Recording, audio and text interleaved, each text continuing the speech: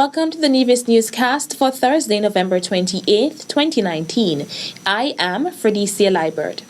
During his monthly press conference, Premier of Nevis, the Honorable Mark Brantley, announced that the new multipurpose facility in Gingerland will have a wall of legendary personalities. We also, which I think is interesting, is going to become the home of a wall of legendary personalities, akin to a Hall of Fame, where outstanding Gingerlanders would be recognized for their contribution to the development of Gingerland.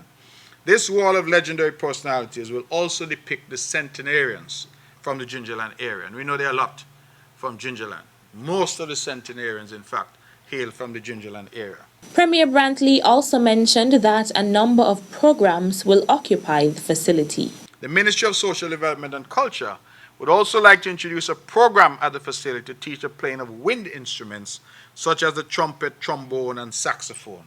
With the introduction of this program, it would eliminate the need to import horn players during the Culturama season. Many of us don't realize, but the bands that support the Calypsonians during Culturama, a lot of times we have to import horn players. Some come from as far as St. Martin, I'm told, and the Virgin Islands sometimes, to help to support. Why? Because we have not had a development of wind instruments over the years, and so this is very useful. Premier Brantley was speaking at his monthly press conference on Wednesday, November 27th at the Cabinet Room of the Social Security Building at Pennis. Education officers, principals, and teachers from across Nevis, as well as the Ministry of Education's maintenance team, were involved in 2 days of school safety training on Monday 25th and Tuesday 26th November. Chairing the workshop's opening ceremony, Education Officer Lawrence Richards highlighted the importance of the training. Our region has been identified as one of the most vulnerable areas of the world, not just of the Western Hemisphere, but of the world. And so it is felt that in order for us to be safe, or be as safe as possible, we need to be able to prepare ourselves for possible exposure to those vulnerabilities that confront us on a daily basis.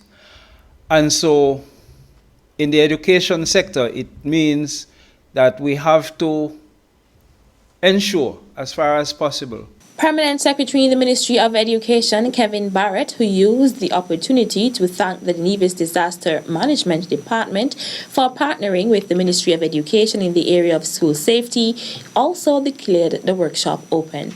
I am sure after today and tomorrow that we would really see how important it is, how important safety is for our students and our teachers, and to know what to do when certain things pop up. We live in a vulnerable area, especially as it comes to hurricanes. And I am hearing talk more and more of a tsunami and things like that. And so it is good that we are having this. And it is good that we are here with the intention to take away something from this workshop, and not to say that we are here just to spend the time, but to actively learn and be engaging. And I want to thank again, UNICEF for finding the time and necessary resources to have Ms. Jenkins here with us. Alma Jenkins Acosta, the UNICEF's Emergency Program Coordinator for Latin America and the Caribbean, facilitated the workshop.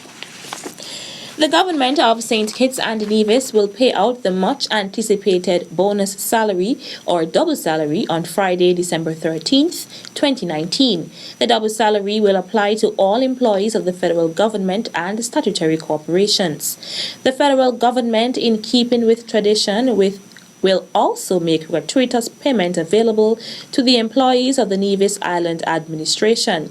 That has been the pattern over the last 4 to 5 years of this administration, said Prime Minister and Minister of Finance, the Honorable Dr. Timothy Harris, during the Thursday, November 28th sitting of the National Assembly under the section Statements by Ministers on the Order paper.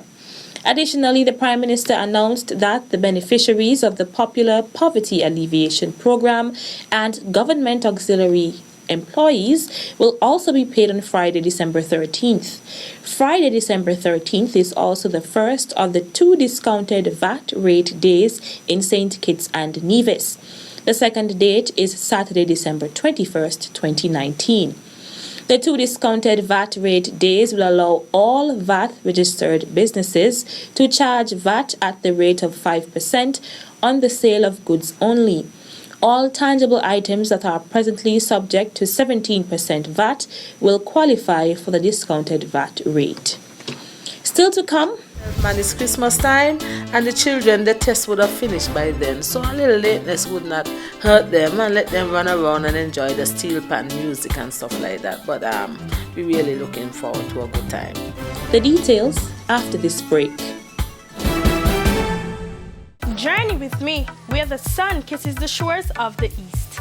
Beauty of spectacular opulence. Welcome to Gingerland. The moment has arrived.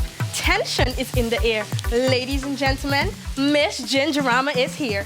As your exuberant contestant number 4, represent with class, talent, and pride. Ready to set the stage ablaze? I am 18-year-old Zenzeli Kelly, elated to be a part of the acclaimed Miss Gingerama pageant 2019. Rally with me and 3 other ginger beauties where we are reviving our culture while sustaining our heritage. November the 30th is the date, 8 p.m. sharp at Crownie's house.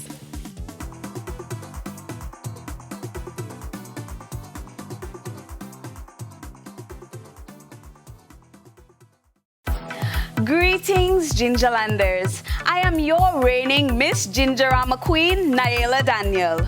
This is my royal invitation to you to attend the Miss Gingerama Queen pageant slated for November 30th at the Gingerama Village, 8 p.m. sharp.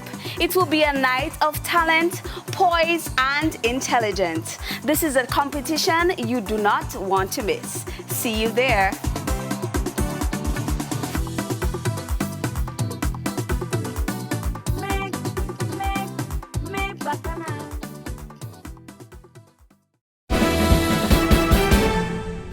Welcome back. This week, representatives of the Nevis Cultural Development Foundation, NCDF, Nevis Television, Nevis Public Library Service, and other cultural practitioners and enthusiasts continue their training in strengthening inventory preparation capacity for implementing the 2003 Convention for the Safeguarding of Intangible Cultural Heritage in St. Kitts and Nevis. The Nevis Historical and Conservation Society is hosting the training as the focal point for implementing the project in Nevis. Pauline Gunjuri is the Society's Executive Director.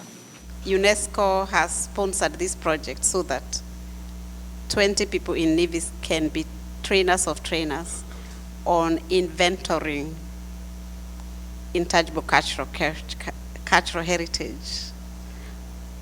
Usually we emphasize on monuments, but this time we are emphasizing on those skills that are passed on by our great-grandmothers and fathers that are dying out. This is what will be documented and stored and disseminated so that our youth can find it going on. The Bureau of the Committee for Safeguarding of the Intangible Cultural Heritage approved at its meeting on October 2nd, 2018, the international assistance request from the Federation. St. Kitts and Nevis has received a grant of $99,000 to implement the project. This week's training is being facilitated by Nigel Encalada, UNESCO facilitator for the 2003 convention. One of the things that the convention requires is that you create this inventory, not only for the purpose of creating an inventory, but for the purpose of raising awareness and for getting the communities involved at the very grassroots level. You will be able to measure your success of implementing the convention when you see communities coming to your offices saying, Mr. Rollins, we want to be able to revive this aspect of masquerades. Ms. Pauline, is there anything we can do to get the teaching of folklore in schools? Can we organize a competition of storytelling for children? When the community starts to do this more proactively, then you will know that the convention is being implemented successfully. But not only that the convention is being implemented successfully, it will be an indicator that you are successfully involved in saving your culture. Endorsing the initiative was the Minister of Culture, the Honorable Eric Evelyn. Last week, a similar workshop took place in St. Kitts. As the month of December approaches, the Department of Community Development is making preparations to commence its activities for the holiday season. The general public is being invited to partake in the events, which will commence next week. The major happening is what was termed as the Charleston Christmas tree lighting, which was renamed Christmas in the Capital. And somehow I like the name of that, the sound of that, Christmas in the Capital. And that will take place on Wednesday, the 4th of December at 7 p.m. at the Memorial Square in Charleston. And I'm inviting everyone to come out to that concert. It's Christmas time, and the children, the test would have finished by then, so a little lateness would not hurt them, and let them run around and enjoy the steel pan music and stuff like that. But we're really looking forward to a good time. Christmas in the Capital will be hosted by the Department of Community Development.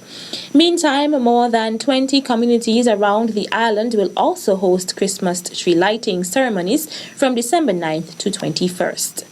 We have 21 other lighting. So far, I'm still encouraging persons to send in their dates for their lighting, or to say whether you are lighting this year. What we have seen developing over the years, and which the department is happy for, is that the community do come together, and some of the lightings, a lot of food and a lot of gift bags for the children, and it's their own contribution towards the Christmas lighting. We feel good about that, and we're hoping that communal spirit, that love that you share, that coming together can, spread throughout the whole entire year. According to the Director Janet Meloni, the Department of Community Development's theme for Christmas 2019 is a fusion of love, unity, peace, and harmony. That's it for this edition of the Nevis Newscast. On behalf of all of us here at the Department of Information, I'm Fredicia Liburd. Thank you for viewing.